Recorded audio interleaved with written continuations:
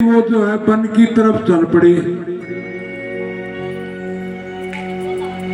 उनकी माता ने आवाज लगाई, रे पुत्र अभी जन्म हुआ है, तुम चल पड़े। कहने के नहीं मैया, मैं को जाकर के मैं वन में तपस्या करूंगा तो मेरा क्या होगा। कहने के तुम्हारे को कोई जरूरत पड़े तो याद कर लेना, मैं वहां प्रकट हो जाऊंगा। अब वहां से वन में जाकर के एक जगह देख करके बैठ गए, तपस्या करने लगे। अब ध्यान किया तो सारी की सारी जो दुनिया है सारे अपनी मस्ती में, अपने धंधे में जुटे हुए, किसी को भगवान की कोई परवाह नहीं, कोई भक्ति नहीं, कुछ नहीं। मन में विचार किया दुनिया तो बड़ी अंधेरे में जा रही है, तो इसके लिए कुछ न कुछ तो उपाय करना चाहिए। अब व्यास जी ने अनुमान लगाया कि वेद जो है एक है, ये बड़ा कठिन है, इसका थोड़ा विस्तार कर दिया जाए। अब एक वेद से 4 वेद बना दिए,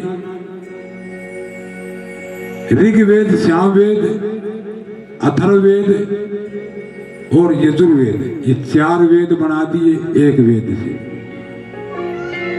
इन्हीं एक वेद से 4 वेद बनाने के नाम से इनका नाम वेद व्यास पड़ गया। बोलिए वेद व्यास भगवान की जय। उन्हीं वेद व्यास जी के नाम से आज तक जो ये जो पाठ लगा है, इसका नाम भी व्यास पीठ पड़ गया। कोई भी कहीं पे भी पंडाल लगाओ, वहां व्यास पीठ होती है। और जो वक्ता होता है उनको भी व्यास के नाम से जानते हैं। और जो हम गुरु पूर्णिमा मनाते हैं, गुरु पूर्णिमा, वो भी भगवान वेद व्यास जी के जन्मदिन के उपलक्ष्य में मनाया जाता है। वो गुरु पूर्णिमा व्यास पूर्णिमा का नाम से पुकारी जाती है। अब वो देखा 4 वेद कर दिए, कुछ संतुष्टि नहीं हुई तो बहुत से शास्त्रों का वर्णन कर दिया। महाभारत की रचना कर दी, जो पंचम वेद कहा जाता है, मगर संतुष्ट नहीं है। बहुत से पुराण लिख दिए, सब कुछ कर दिया, मगर संतुष्टि नहीं है। एक बार नारद जी आ गए उनके पास। अब व्यास जी उदास बैठे, नारद जी ने पूछ लिया, व्यास जी क्या बात है, आप तो उदास दिखाई दे रहे हो। कहने क्या करें, मैंने तो एक वेद से 4 वेद कर दिए, महाभारत ऐसा ग्रंथ लिख दिया और बहुत से पुराणों की रचना कर दी, मगर अभी भी यूं ऐसा लग रहा है खाली है, कुछ किया नहीं। नारद जी कहने लगे, महाराज आपने विद्वानों के लिए तो सब कुछ कर दिया, विद्वान पढ़ेंगे वेद को तो, और पुराण भी ऐसे ऐसे कठिन कठिन है, विद्वानों के लिए तो आपने सब कुछ कर दिया, मगर भोले भाले भक्तों के लिए कुछ नहीं किया। कहने वो कैसे? भोले भाले जो अनपढ़ भगत हैं, वो तो भगवान की लीलाओं में ध्यान करेंगे, लीला को श्रवण करेंगे तो भक्ति बढ़ेगी। आपने तो अपनी विद्वत्ता दिखाई है। व्यास जी कहने तो मैं क्या करूं फिर? कहने लगे आप एक पुराण की रचना करें। कौन से पुराण की? श्रीमद् भागवत पुराण की रचना करें। मैंने मेरे पिता से चतुर श्लोक की भागवत का श्रवण किया है, मैं वो आपको श्रवण करवा देता हूं और उसी का विस्तार करें आप। कहने लगे नारद जी क्या बताऊं, लिखते लिखते बूढ़े हो गए, थक गया, अब ऐसा मन कर रहा है कि कुछ नहीं होगा। अब नारद जी कहेंगे नहीं नहीं ऐसा कुछ नहीं, संतों का सानिध्य लो, संतों की शरण में जाओ, तो सब कुछ हो सकता है। कहने की ये कैसे, भगवान से भी संतों की कृपा बड़ी होती है। कहने की हाँ बड़ी होती है, भगवान से भी संतों की कृपा। वो कैसे? कहने मेरे को देख लो आप, मैं नारद जी हूं आपके सामने। हाँ वो तो हो। पहले जन्म में मैं एक दासी का पुत्र था, और एक दासी जो थी, मेरे पिताजी का स्वर्गवास हो गया तो मेरी माँ जो है छोटे से बच्चे को मेरे को लेकर के ऋषियों के आश्रम में चली गई। गाय दूने का काम करने लगी। एक बार जो वहां संतों की एक मंडली आई चतुर्मास करने के लिए, 4 महीने के लिए वहां ठहरे हुए, तो वहां क्या होता था, मेरी माँ जो है अपना कार्य करके वहां तो सत्संग चलता रहता था हमेशा। जहाँ महात्मा होंगे, संतों की मंडली होगी, वहां तो सत्संग रहेगा। तो सत्संग होता था रोजाना। मेरी माँ मेरे को गोद में लेकर के बैठ जाती और मैं सत्संग सुनता, बड़ा आनंद आने लगा। धीरे धीरे इतना आनंद आने लगा कि मैं महात्माओं के पास रहने लगा। तो महात्माओं ने मैं देखा ये बच्चा बड़ा प्रेम कर रहा है, तो महात्माओं ने मेरा नाम रामदास रख दिया। मैं बड़ी सेवा करता महात्माओं की। अब 4 महीने बीत गए, मेरी मैया को थोड़ी परेशानी हुई, चिंता हुई कि कहीं ये इन बाबाओं के साथ तो नहीं चले जाएगा, अकेलौता पुत्र है। मेरी माँ उन महात्माओं के पास गई, हाथ जोड़ करके प्रार्थना करने लगी। कहने लगे बोलो मैया क्या बात है, कि मेरा जो पुत्र है जो रामदास है आपसे बड़ा प्रेम करने लगा। कहने लगे हाँ वो तो प्रेम तो करता है, तो कहीं वो आपके साथ ना चला जाए, मैं अकेली पड़ जाऊंगी, तो उसको थोड़ा समझाना पड़ेगा आपको। कोई बात नहीं, चिंता न करो, हम समझा देंगे उसको। अब जाने लगे तो नारद जी कहने मैं भी साथ हो लिया। अब महात्मा कहने लगे रामदास तू कहाँ चला, कि मैं आपके साथ चलूंगा। नहीं नहीं ऐसा नहीं करना तुम्हारे। क्यों? क्योंकि अभी तुम्हारी माता जी हैं, उनकी सेवा कौन करेगा बताओ, वो अकेली रह जाएंगी। इसलिए तुम्हारी माता जब तक जिंदा है तब तक उनकी सेवा करना है, और उसके बाद में आप हमारे पास आ जाना। हम उत्तराखंड में रहते हैं। अब महात्मा जो चले गए, मैं मन में विचार कर रहा था कि मेरी माँ मर जाए तो ठीक हो जाए। अब ये कोई सोच ले कि मेरी माँ मर जाए तो अच्छी बात है क्या? अच्छी नहीं है। चाहे कितनी बुढ़ी हो रही हो, गण करे तो सोचता है भी या बुढ़ी मर जाना ठीक हो जाए। ये तो बहू है ना, इनका मन में है बुढ़ी मर जाना तो न्याल हो जाऊंगी।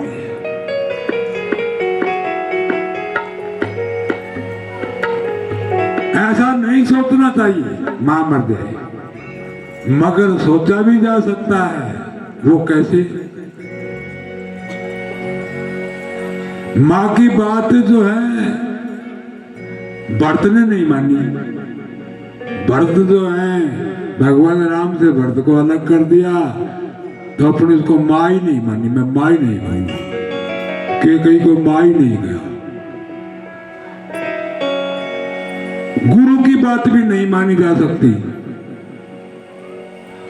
शुक्राचार्य ने बलि को कहा था कि तुम ये संकल्प मत करना, मगर बलि नहीं माना, क्योंकि भगवान के बीच में बाधा डाल रहा था वो, इसलिए नहीं मानी, संकल्प किया। पिता की बात भगत ने नहीं, उसने प्रहलाद भगत ने नहीं मानी, क्योंकि वो भगवान के बीच में बाधा डाल रहा था। तो भगवान के बीच में कोई बाधा डाले तो उसकी बात नहीं माननी चाहिए, चाहे कोई भी क्यों ना हो। अब मन में सोच रहा था ये तो माता तो जो है भगवान के बीच में, संतों के बीच में बाधा है, बीच में मेरे, इसलिए तो मर जा तो ठीक हो। अब कुछ समय निकला, एक दिन ऐसा संयोग बैठा कि गाय दूने गई थी और वहीं सर्प ने डस लिया उनकी माँ को और उनकी मृत्यु हो गई। ऋषियों के बच्चों ने आकर के बताया, रे रामदास तेरी माता का स्वर्गवास हो गया, सर्प ने डस लिया। एक बार तो बड़ा खुश हुआ मन ही मन में तो, और फिर दोबारा से जोर जोर से चिल्लाया, मेरी माँ मेरे को छोड़ के चली गई। नाटक करने लगा, नाटक कर रहा है। अब ये नाटक वाले भी बहुत हैं संसार में, आप भी जानते और हम भी जानते हैं। मन में तो किमे है और ऊपर तो भगत दिखाना था, मैं भक्ति दिखाना था, मन में खटपट है। ये नाटक है। महात्माओं को पूरा ज्ञान होता है, ये नाटक करे ये कोई। अब उन बच्चों को तो पता नहीं था ये नाटक करेंगे। जोर जोर से चिल्ला रहा है। अब सारे बच्चे उसको सांत्वना दे रहे हैं। ऋषि मुनियों ने भी कहा, भाई क्या बताएं, कर्मों की बात है, जिसकी जैसी जो समय आ जाए तो जाना ही पड़ता है सबको।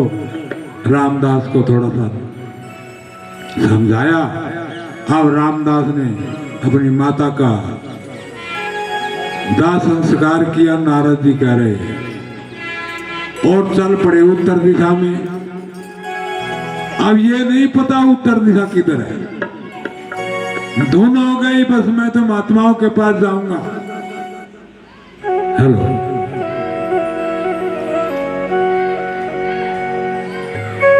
अब चलते चलते थक गए, पीपल के पेड़ के नीचे बैठ गया और महात्माओं ने जाते वक्त एक छोटा सा नाम बताया था। कहने लगा, जब तक तुम्हारी माता जिंदा है इतने ये नाम का जाप करना है। वो कौन सा नाम था? ओम नमो भगवते वासुदेवाय। अब बैठ करके पीपल की छांव के नीचे वो जाप करने लगा, कीर्तन करने लगा।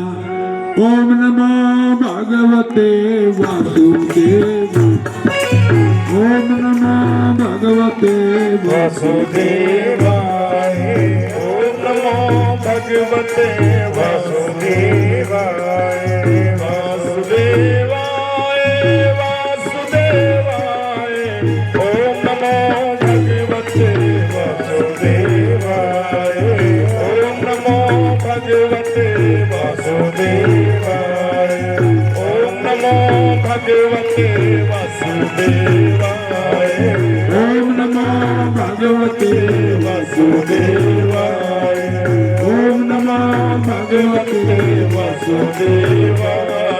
अब इसी मंत्र का जाप कर रहा है, कीर्तन कर रहा है। आनंद आ रहा है, अंदर से आनंद उमड़ रहा है। इसी कीर्तन का अगर आप जाप करने लग जाओ,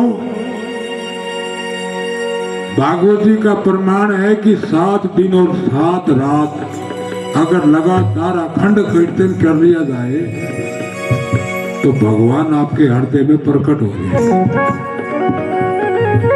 मगर इतना लंबा समय किसके पास है? 3 घंटे कथा में बड़ी मुश्किल से आओ, 7 दिन तो बहुत है। अब नारद जी कहने लगे, मेरे को इतना आनंद आया, इतना आनंद आया कि मैं नाचने लगा। ओम नमो भगवते वासुदेवाय, ओम नमो भगवते वासुदेवाय, वासुदेवाय वासुदेवाय, वासुदेवाय वासुदेवाय, ओम नमो भगवते वासुदेवाय, ओम नमो भगवते वासुदेवाय। अब इतना आनंद आ रहा है, नाच रहा। नारद जी कहने, मैं नाच रहा, आनंद आ रहा और अंदर में भगवान प्रकट हो गए। बोलिए नारायण भगवान की जय। मेरे हृदय में भगवान की झांकी दिखाई देने लगी मेरे को। थोड़ी देर इतना आनंद आया और थोड़ी देर के बाद में वो झांकी अदृश्य हो। अब वो झांकी अदृश्य हुई तो मैं एकदम छटपटाया। अरे कहाँ गए भगवान, कहाँ गए भगवान। दाएं बाएं दौड़ रहा हूं, पेड़ों से पूछ रहा हूं कि किधर चले गए मेरे भगवान।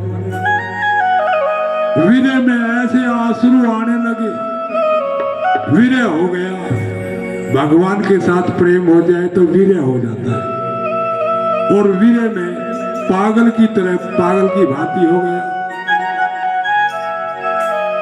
और कहने लगे दिखा दे यार अब मुखड़ा, गले में क्यों छुपाया है, दिखा दे यार अब मुखड़ा, तो गले में छुपाया है, जो घूंघट में छुपाया है, जो घूंघट में छुपाया है, दिखा दे यार अब मुखड़ा, तो घूंघट में छुपाया है।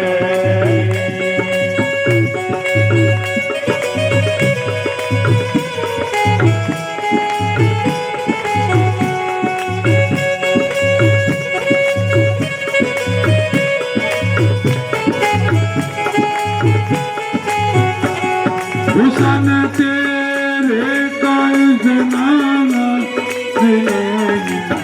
और दुनिया पे, हुसन तेरे का सामी मिला और दुनिया पे, करो मैं क्या सकते जान मन में न जाया है, करो मैं क्या सकते जान मन में न जाया है, दिखा दे यार अब मुखड़ा, तो घूंघट में छुपाया है, दिखा दे यार अब मुखड़ा, तो घूंघट में छुपाया है।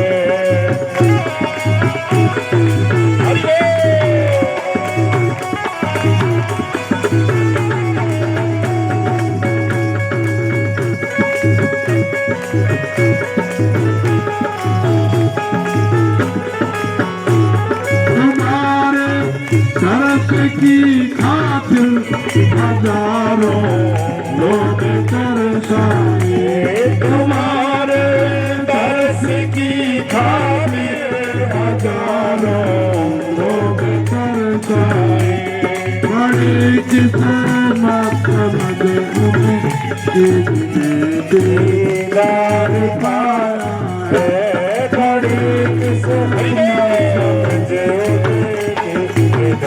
दीदार पाया है, दिखा दे यार अब मुखड़ा, तो घूंघट में छुपाया है, दिखा दे यार अब मुखड़ा, तो घूंघट में छुपाया है।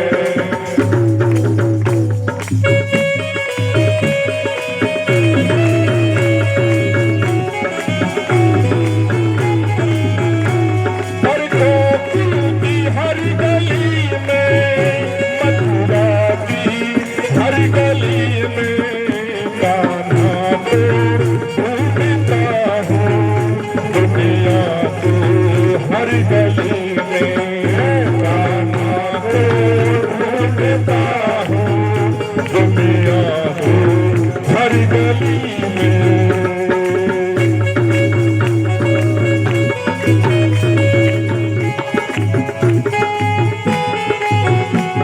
नहीं है आते इस तन की, नहीं है जीना,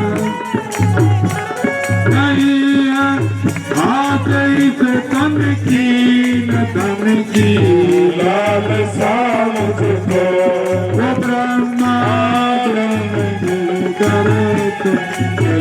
दिल में समाया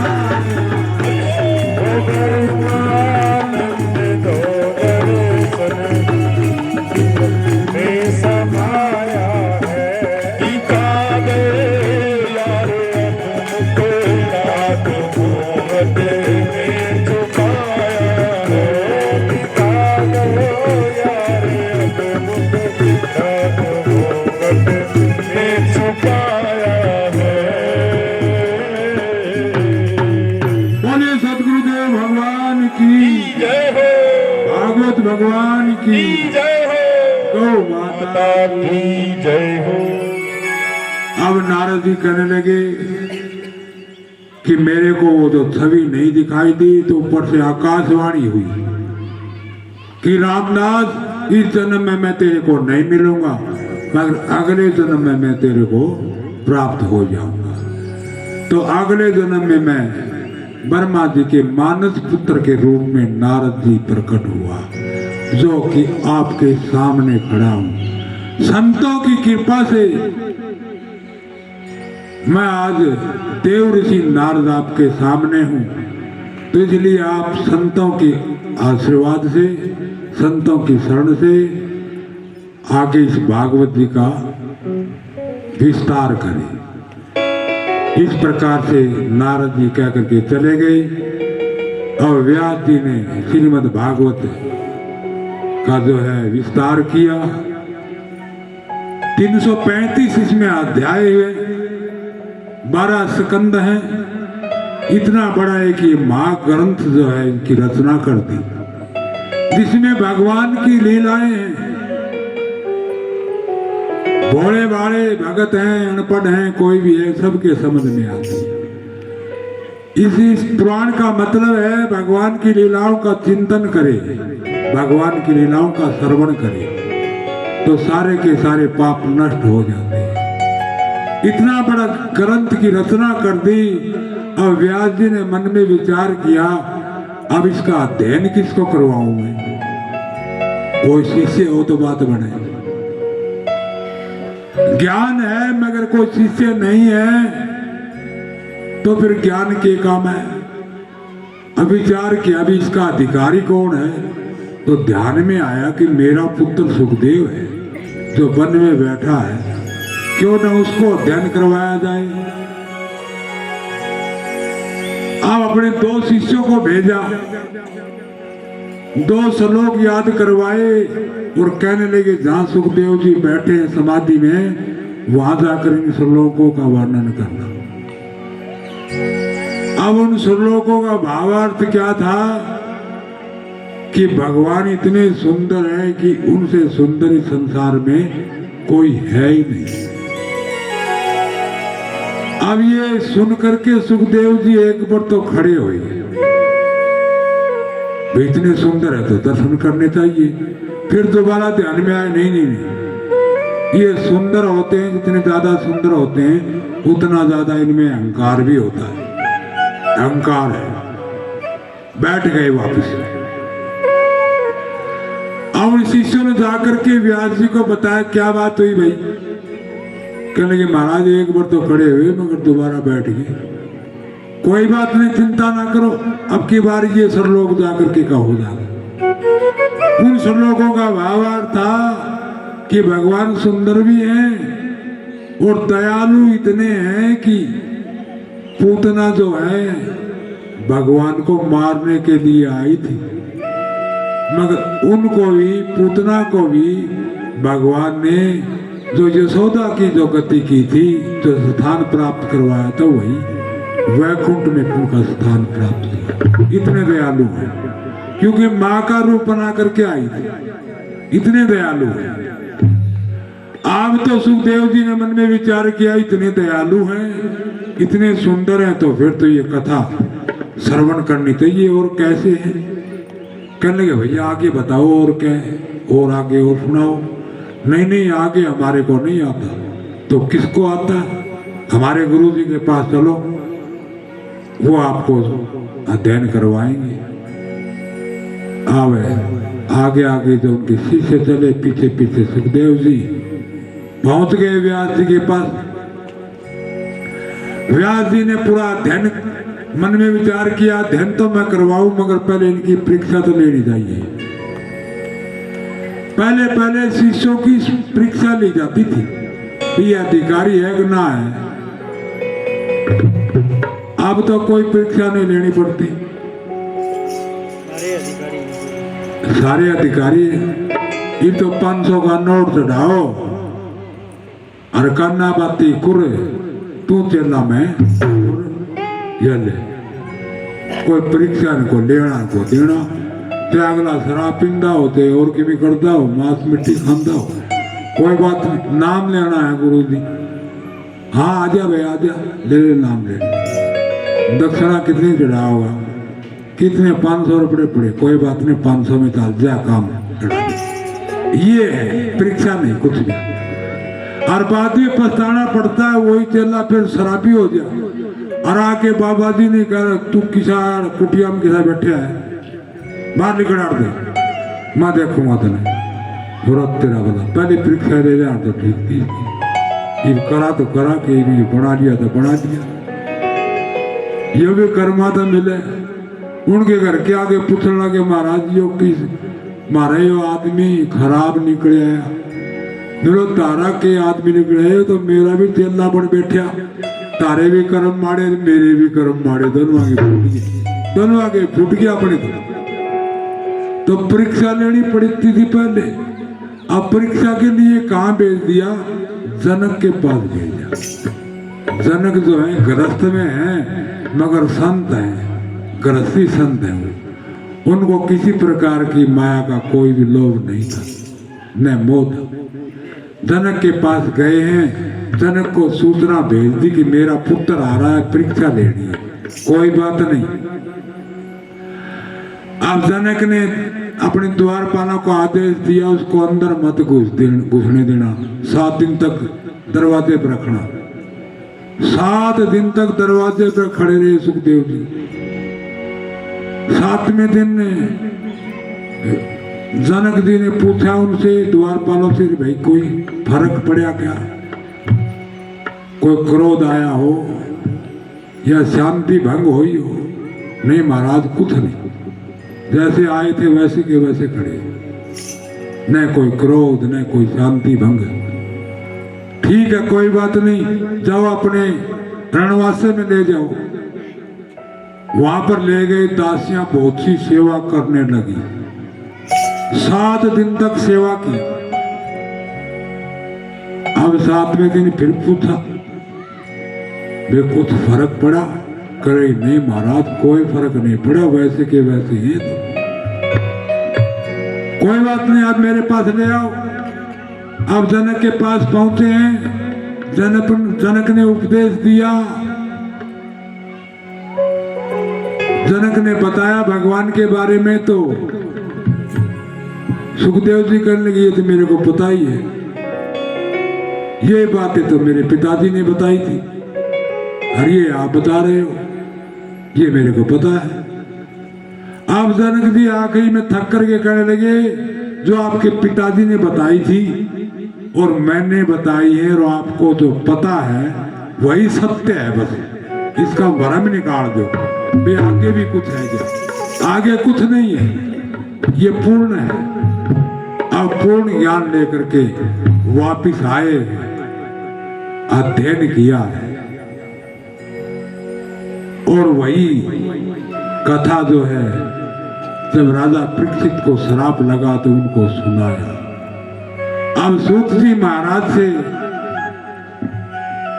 सोनकादि ऋषि ने पूछ लिया महाराज ये परीक्षित कौन था और इनको श्राप कैसे लगा, क्यों लगा? आप परीक्षित के बारे में सूत जी महाराज सोनकादि ऋषियों को श्रवण करा रहे हैं। श्री राधे गोविंद भज मन, श्री राधे गोविंद भज मन, श्री राधे गोविंद भज मन, श्री राधे वाणी में अमृत घोर रसना, राधे राधे बोल रसना राधे राधे बोल अपनी वाणी में अमृत घोल रसना राधे राधे बोल रसना राधे राधे बोल राधे ये बोल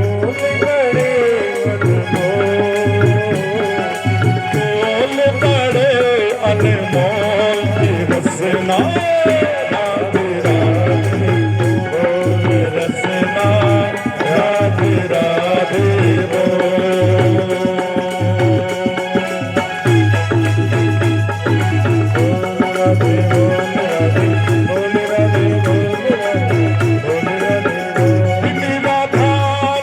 सजे बिहारी राधा नहीं मिले बनवारी राधा नहीं मिले बनवारी इनके चरण पकड़ ले नादा इनके चरण पकड़ ले नादा भटकना दर दर दो रसना राधे राधे रसना राधे राधे बोले सतगुरुदेव भगवान की जय, भागवत भगवान की जय, गौ माता की जय हो। अब सूत्री महाराज सोनकादि ऋषियों को आगे का प्रसंग सुना रहे हैं कि कौरव और पांडव जो थे वैसे तो एक ही परिवार के थे, मगर कौरव जो है पांडवों से बड़े द्वेष करते थे, ईर्षा रखते थे। बहुत सा यत्न किया था मारने का भी उनको, लाख सेकरे में भी जलाने का यत्न किया। और जो है अब कौरवों के पास तो है धर्म था, और पांडवों के पास वो धार्मिक थे, वो धर्म था, भगवान भी उनके रख सकते। कौरव और पांडवों का धीरे धीरे ज्यादा खिंचाव हुआ तो युद्ध होने की नौबत आ गई। अब इधर से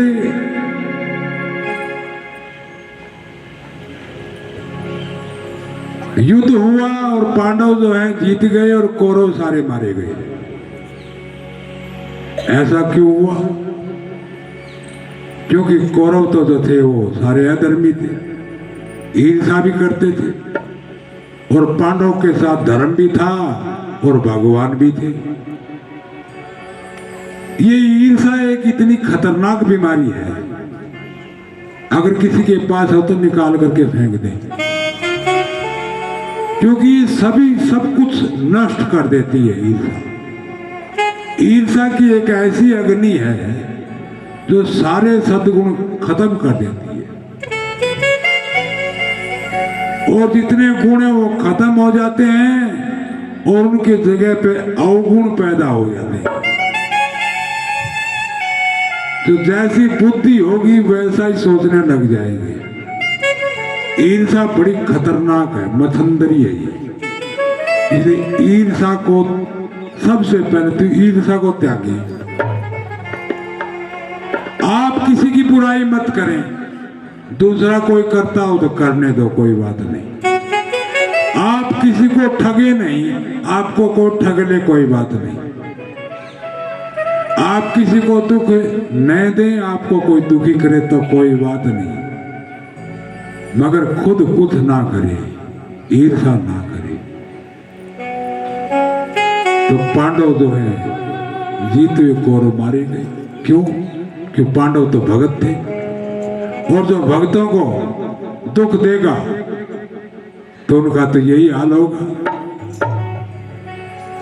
ना सुख पाए भगत सताए, गए जड़ा से लोग, मिलते उड़ गई धूल, मिल गए उड़ गई धूल, ना सुख भगत सताए गए जड़ा से मोड़ मिल गए बेटी उड़ गई डोर मिल गई मिट्टी उड़ गई डोर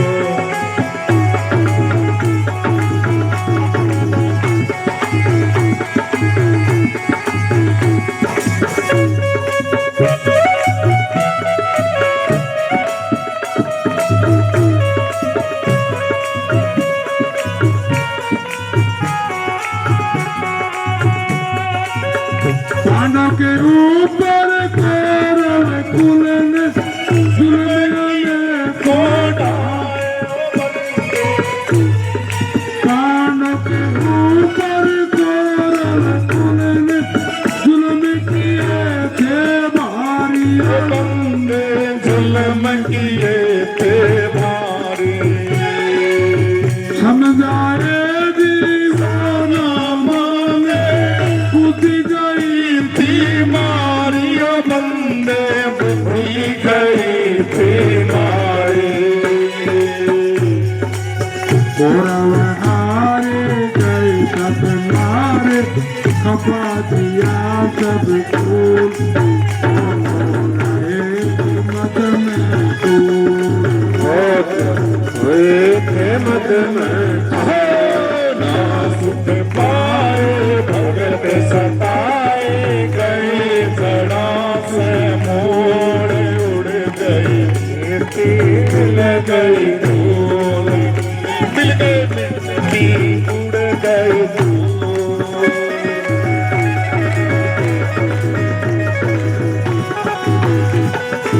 राधे राधे राधे भैया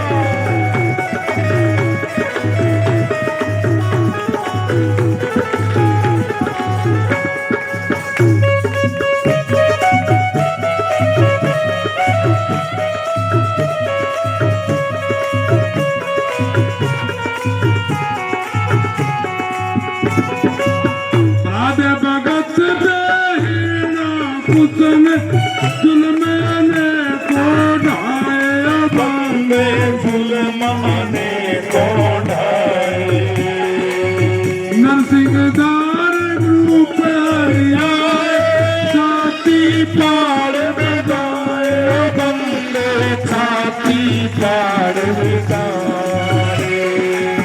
उसको को मारे भगत उतारे यही हमी का लोग मान करे खजोल को अभिमान करे हक जो सुख पाए भगत सताए गए जड़ा से मोड़ मिल गई उड़ गई डोर मिल गई मीठी उड़ गई डोर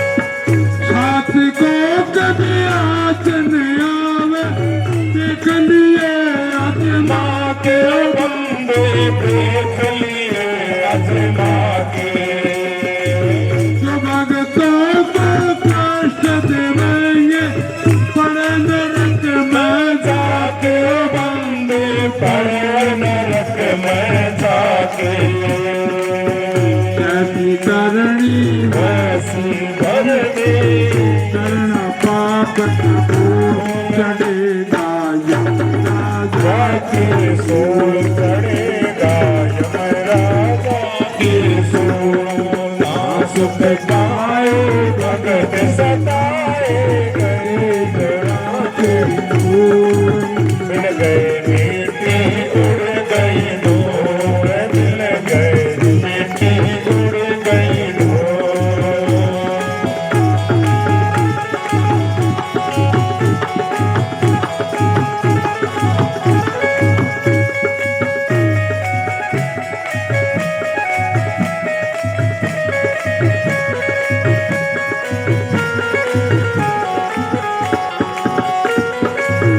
सोच समझ के चालिए बंदे मत ना भगत सताइए बंदे मत ना भगत सताइए बालानंद शरण सतगुरु की राम नाम गुण गाइए बंदे राम नाम गुण गाइए संग करिए हम सुमरिए वंदन जागे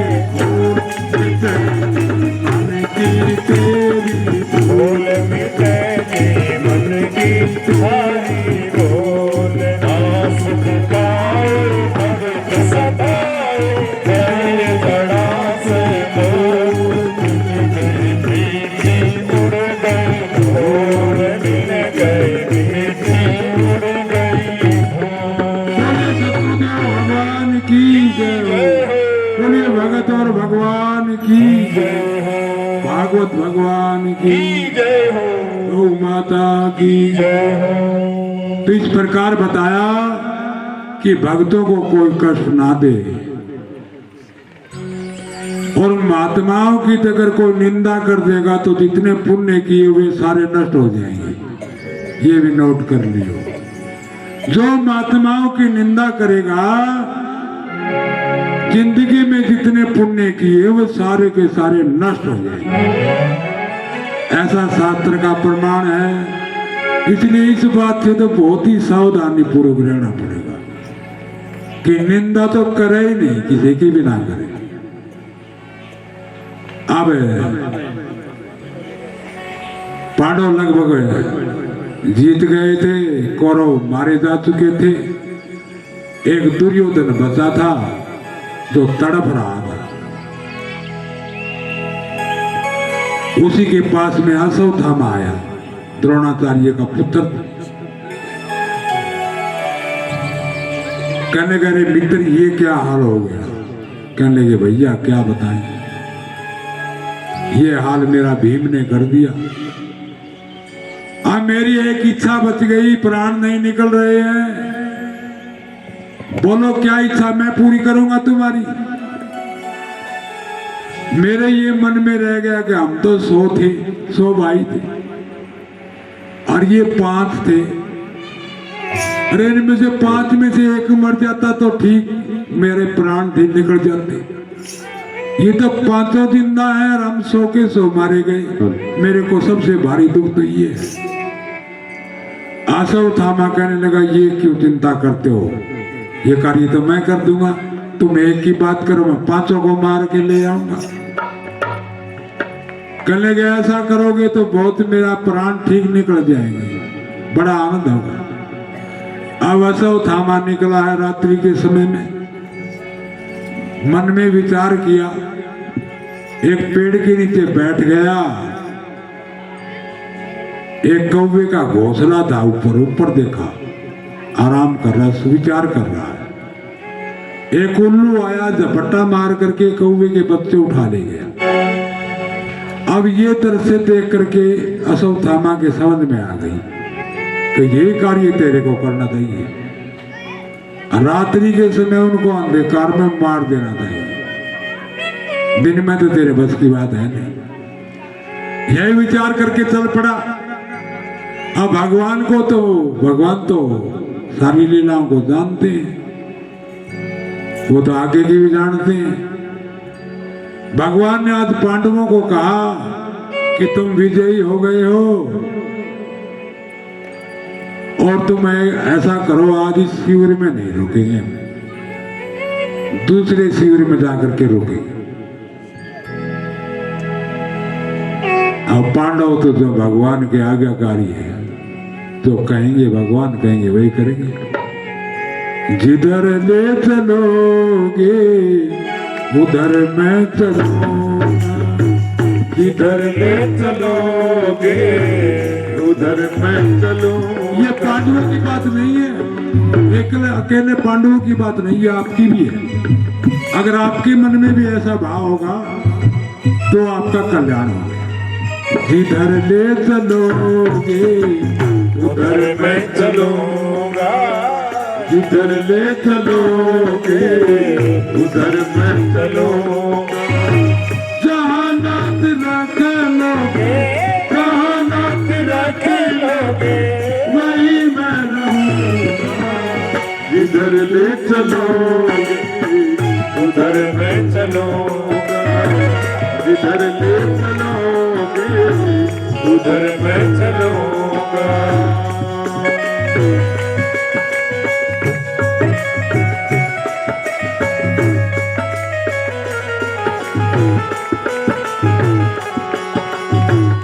ये जीवन समर्पित शरण में तुम्हारे, तुम्ही मेरे राम सत्य तुम्ही प्राण प्यारे।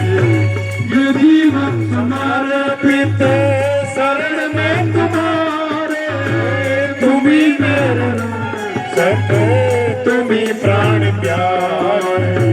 तुम जो कहोगे वही मैं करूँगा। इधर ले चलोगे उधर मैं चलूंगा। इधर ले चलोगे उधर मैं चलूंगा। जहाँ नाथ रख लोगे जहाँ नाथ रख लोगे वही मैं रहूंगा।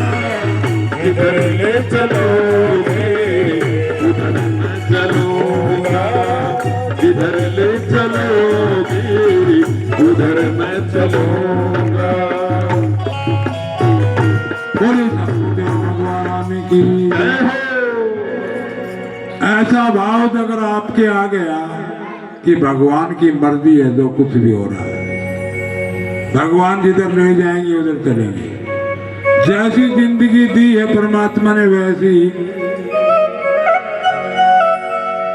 सुख दिया है तो कोई बात नहीं, दुख दिया है तो कोई बात नहीं, रहेंगे भगवान की शरण में। अब पांडव दूसरे शिविर में जाकर के रुक गए।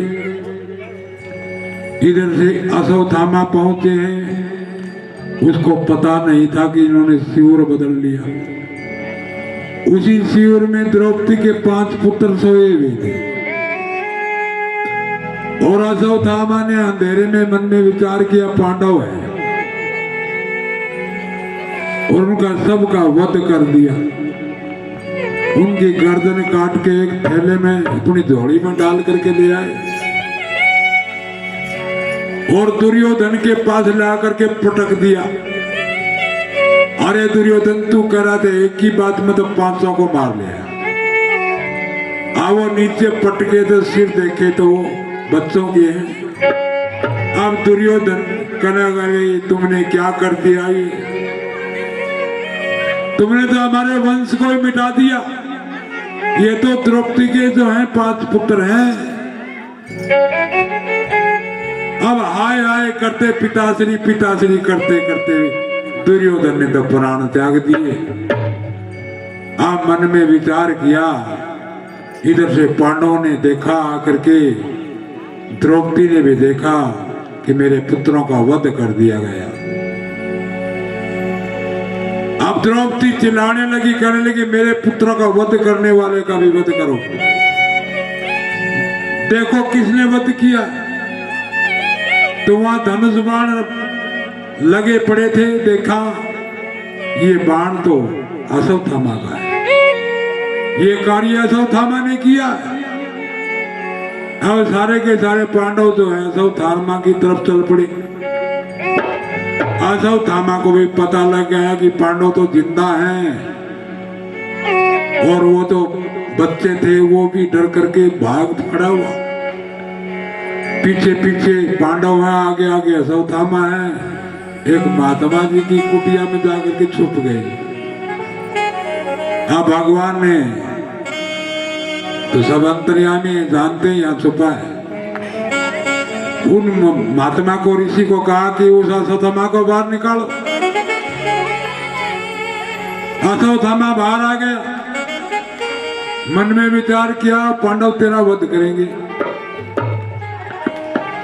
तो भय के मारे क्या किया, ब्रह्मास्त्र चला दिया। ब्रह्मास्त्र चला छोड़ दिया। अब उसी ब्रह्मास्त्र को देख करके भगवान ने अर्जुन की तरफ इशारा किया, रे क्या देख रहे हो, इसने तो ब्रह्मास्त्र चला दिया, तुम भी छोड़ दो। अब इधर से अर्जुन ने भी छोड़ दिया। जो ऋषि थे, वो महात्मा थे, उन्होंने देखा ये जब ब्रह्मास्त्र का टकरा गए तो पूरी सृष्टि का ही विनाश हो जाएगा।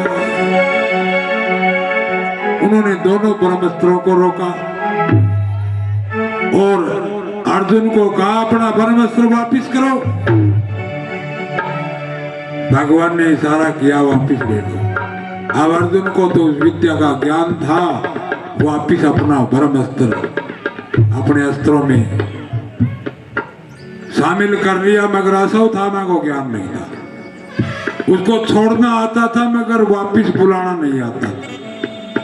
अश्वत्थामा को कहा, रे तुम भी अपना ब्रह्मास्त्र को वापिस बुलाओ। अश्वत्थामा कहने लगे, मेरे को बुलाना वापिस नहीं आता, ये विद्या का ज्ञान मेरे को नहीं है। महात्मा ने कहा, तो इसका रुख मोड़ो कहीं पे।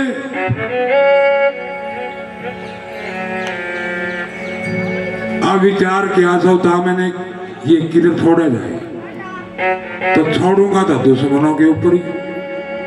अब ध्यान किया कि कुल में और कौन बचा है। अब ध्यान में आया कि उत्तरा जो है वो गर्भवती थी, अभिमन्यु की पत्नी। ये एक इनका जो है वंश को चलाने वाला एक बच्चा पैदा होने वाला है, उसी के ऊपर छोड़ दिया ब्रह्मास्त्र। उत्तरा जो है चिल्लाई जोर से, बचाओ बचाओ। भगवान और पांडव दौड़े दौड़े आए हैं। भगवान ने देखा कि अश्वत्थामा ने ब्रह्मास्त्र छोड़ रखा है। अब भगवान ने एक छोटे से अंगूठे का रूप धारण किया, अंगूठे जितना, और गर्भ में प्रवेश कर गए और सुदर्शन चक्र से उस ब्रह्मास्त्र को काट दिया।